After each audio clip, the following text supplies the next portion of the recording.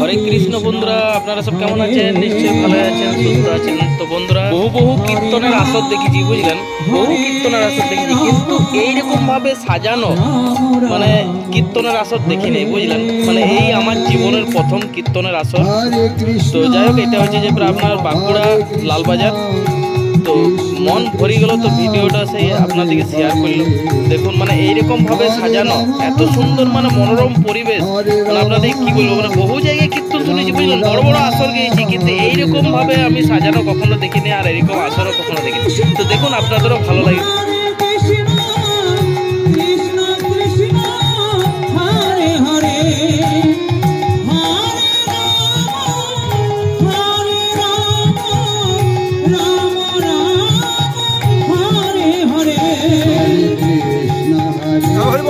বিশাল জমজমাট আসর, বুঝলেন, মানে আমাদের বাঁকুড়ার মতো যে এরকম আসর হয়।